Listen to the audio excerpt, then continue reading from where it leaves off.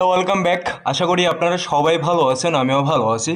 So কয়েকদিন ধরে Telegram চ্যানেলে আমি আনঅ্যাক্টিভ, তারপরেও একটা জিনিস আমি বলতেছি, এই জায়গাটাতে আপনাদেরকে যে সিগন্যালগুলো আমি অলরেডি আগে দিয়ে দিয়েছি সেই সিগন্যালগুলো কিন্তু অলরেডি হিট করে ফেলছে, ঠিক আছে।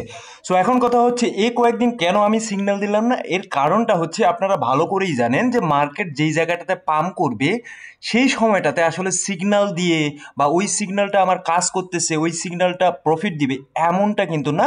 যেহেতু এই মুহূর্তে প্রত্যেকটা কয়েনই পাম্প করতেছে, সো আপনাদেরকে কিন্তু কয়েকদিন আগে টেলিগ্রাম চ্যানেলে আমি বলছিলাম যেগুলো বেস্ট কয়েন আছে সেই কয়েনগুলোতে ইনভেস্ট করুন, আর এই জায়গাটাতে কোনো সিগন্যাল লাগার কোনো প্রশ্নই আসে না, ঠিক আছে।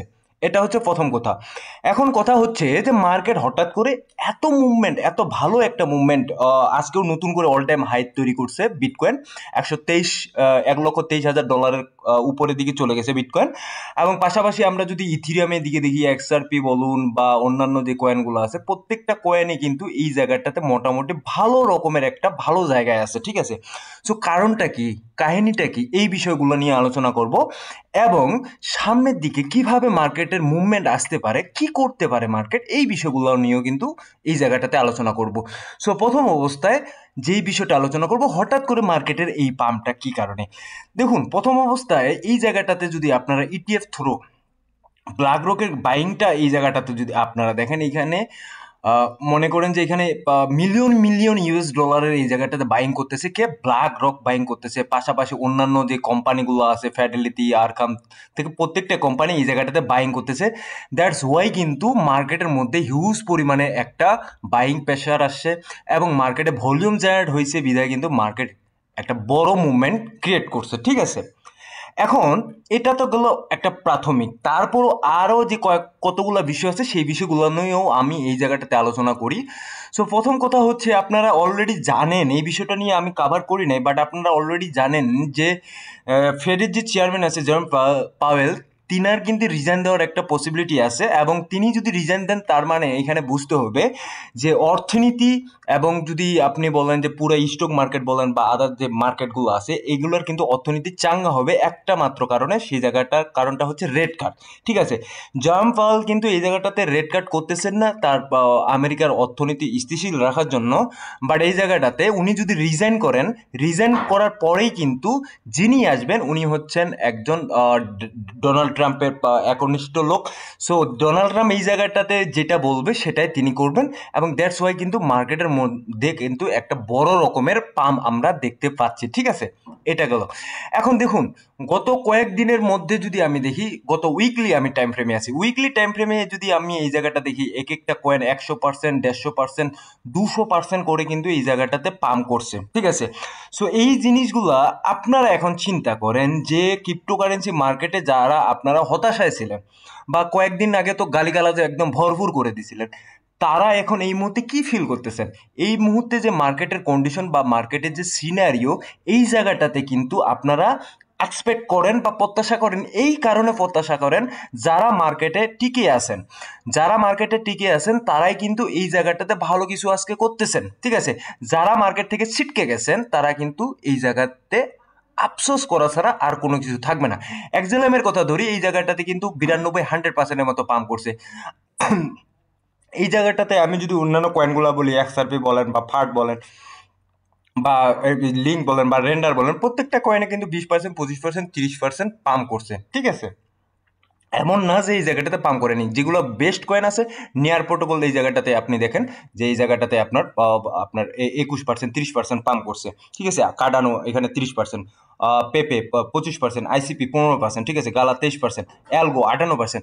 সো এভারেজে যদি বলি যে কেন আমি এই মুহূর্তে সিগন্যালগুলো দিচ্ছি না, এর একটাই কারণ, এটা আপনারা প্রমাণ পেয়ে যাচ্ছেন যে এই সময় সিগন্যাল দেওয়া আর না দেওয়া একই কথা, কারণ প্রত্যেকটা কয়েন এই জায়গায় এই মুহূর্তে পাম্প করতেছে, ঠিক আছে।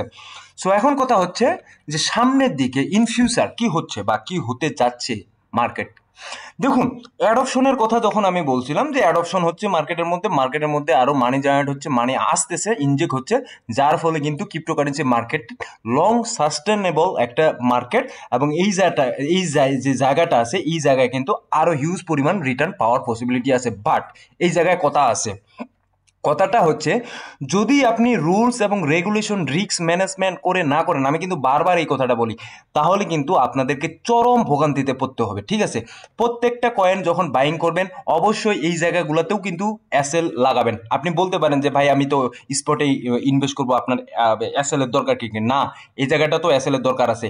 এমন কিছু কয়েন আছে এই জায়গাটাতে স্ক্যাম করে, যেগুলো মনে করেন যে 90% পাম্প করলো, আপনি ধরেন যে 80-তে বা 70-তে ওই জায়গাটাতে ইনভেস্ট করলেন, এবং দেখা গেল ওইখান থেকে উইথিন 1 আওয়ার, উইথিন 1 ডেজের মধ্যে ওইটা মনে করেন যে 100%, 150% ডাম করলো।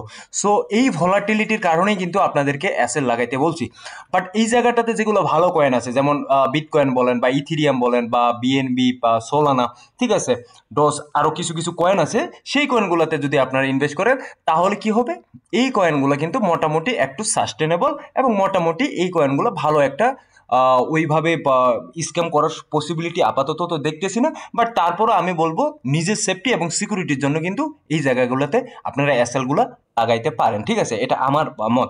সো এই মুহূর্তে ক্রিপ্টোকারেন্সি মার্কেটে আপনারা যদি দেখেন সেক্ষেত্রে মোটামুটি একেবারে গ্রিন এবং গ্রিনে চলতেছে। বাট স্টক মার্কেটের দিকে যদি এদিকে একটু তাকান, এগুলো দেখবেন যে এগুলো এখন রেড কালার হয়ে আছে। সো মানুষ এখন যেগুলা হচ্ছে আপনার একটু হাই রিস্ক, সেই হাই রিস্কগুলোতেই কিন্তু এখন মানুষ ইনভেস্ট করতেছে, কারণ সামনের দিকে অর্থনীতির একটা বুম আসার পসিবিলিটি আছে।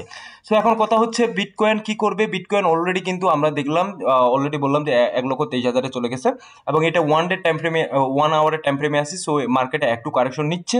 সো কতটুকু কারেকশন নেয় সেটা দেখার বিষয়। বাট আমার মনে হচ্ছে যে এই জায়গাটাতে আমাদের যেটা বিষয় আছে সেটা হচ্ছে টোটাল থ্রি কিন্তু মোটামুটি ভালো একটা পজিশনে আছে। ঠিক আছে, সো তারপরও এই পজিশনটা যদি 1 ট্রিলিয়নের কাছাকাছি চলে যায় বা 1.10 ট্রিলিয়ন চলে যায়, সেক্ষেত্রে কিন্তু একটা ভালো রকমের আমরা ফিডব্যাক পাবো। অলরেডি কিন্তু অনেকজনে পেয়ে গেছে। তারপরও এখন কথা হচ্ছে যে এন্ট্রির বিষয়টা, যে এন্ট্রিটা কি করবেন, বা এন্ট্রিটা আসলে কি নেওয়া উচিত কিনা এই মুহূর্তে, বা এন্ট্রি নেওয়াটা ঠিক হবে কিনা। সো দেখুন, এন্ট্রির কথাটা আমি কি বলছি, এন্ট্রির কথাটা কিন্তু বারবার এই জিনিসগুলো আপনাদেরকে সচেতন করতেছি ভাই, বারবার সচেতন করতেছি আপনাদের জন্যই। কারণ দেখেন, আপনারা যদি এই মার্কেটে আসে লস করেন, লস করে যদি এই জায়গায় স্ক্যাম বলে মানুষকে গালিগালাজ করেন বা যাই যেই হোক, তাহলে কিন্তু এটা কিন্তু মানে আপনারই ক্ষতি, মানে আর কারো উপর তো ইম্প্যাক্ট পড়বে না। ঠিক আছে, আপনারই ক্ষতি। সো এই জায়গাটাতে যারা ইনভেস্ট করতে যাচ্ছেন তারা অবশ্যই একটা জিনিস লক্ষ্য করবেন, যে পার্ট বাইং আপনি করতেছেন কিনা। আপনার যে পুঁজিটা আছে সেই পুঁজির আপনি প্রথম অবস্থায় পার্ট বাইং এ মনে করেন যে 10% ইনভেস্ট করলেন। ঠিক আছে, সো 10% ইনভেস্ট করার পর কি করবেন, এটাকে আপনি মনে করেন যে যদি এখান থেকে কয়েনটা 20%, ঠিক আছে, 20% দাম যায়, হ্যাঁ, সেখানে আপনি মোটামুটি বা এখানে 10%, এখানে 5% আপনি আবার ইনভেস্ট করলেন, আস্তে আস্তে কমাবেন। ঠিক আছে, সো 20% মোটামুটি এখানে 30% বা 50% যখন দাম যায়, তখন মানুষ অনেকে এই জায়গাটাতে ডিসিএ করে। আমার মনে হয় যে ডিসিএটাও একটা মোস্ট ইম্পর্টেন্ট ভ্যালুয়েবল, যে যখন ডিসিএ করবেন তখন কিন্তু এভারেজ বাইং যে কষ্ট আছে সেটা কমে আসতেছে, দেন কিন্তু মার্কেটে আপনি ভালো রকমের একটা মুভমেন্ট ক্রিয়েট করতে পারতেছেন। সো কথা হচ্ছে যে মার্কেট এই মুহূর্তে দিচ্ছে, মার্কেটে কাজ করুন, যখন যেটা দিচ্ছে হতাশায় ভুগবেন না, সেটা লুফে নেওয়ার চেষ্টা করুন। এবং টেক প্রফিটের বিষয়টা কিন্তু আমি অলরেডি বলে দিছি, যে টেক প্রফিট কি করবেন, আপনারা এমন একটা জায়গায় এসএল লাগাবেন যেই জায়গা থেকে যদি এসএল হিটও করে, তারপরও যেন আমার একটা হিউজ অ্যামাউন্টের একটা প্রফিট থাকে, সেই বিষয়টা কিন্তু আপনাদেরকে আমি বারবার বলছি। ঠিক আছে, সো ধন্যবাদ সবাইকে, ভালো থাকবেন, সুস্থ থাকবেন, দেখা হবে নতুন কোনো ভিডিও নিয়ে আগামী দিনে।